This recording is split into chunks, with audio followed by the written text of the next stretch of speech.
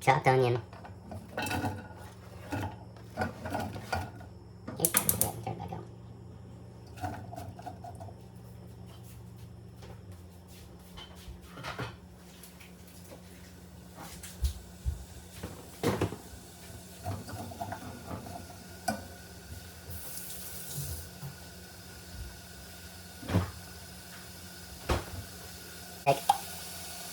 Yes, this is bullshit.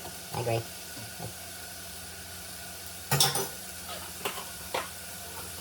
Mushrooms. Now when you pick the mushrooms, pick the ones that have this fully grown in. They're fresher. Instead of water, add beer. Butter. After the onions have properly caramelized, they're a nice translucent color. Maybe some browning. Time for a little more beer. And the mushrooms.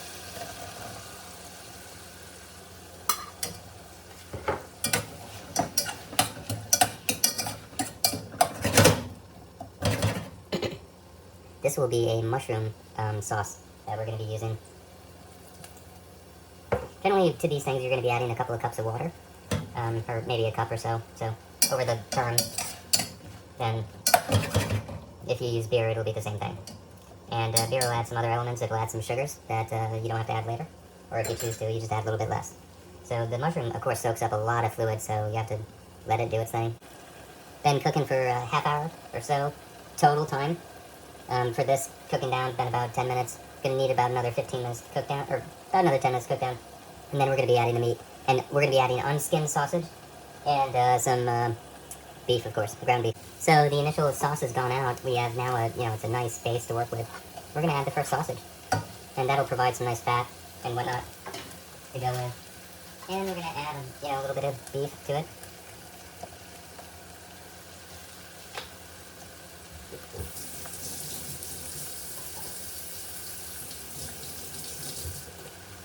Beef we were making with hamburgers the last couple of days.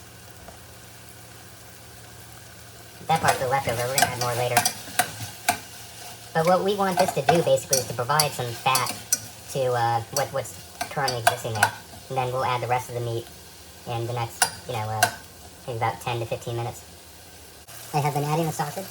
Just make sure you break up the sausage into smaller pieces before you add it. So then you don't have to, break it up as much after it's been cooking. So as you see, a lot of the moisture's run out, but there's enough oil in there to help keep the cooking going. So I finished adding the meat. There's a little bit more to add, but I've been adding in parts so it can, cook separately. And then I'm going to be adding the tomato sauce, and then I'm going to cook it for about another hour and a half. And then it'll be broken down efficiently, or sufficiently to where it'll make it, good in the lasagna. I'm adding it a little bit at a time. You see the pink stuff is fresh, just so it remains broken up. When your meat has been cooking for a while, you add crushed tomatoes.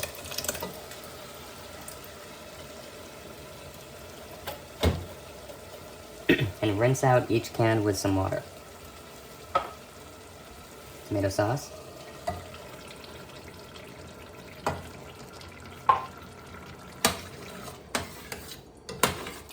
Let's silence that down a little bit.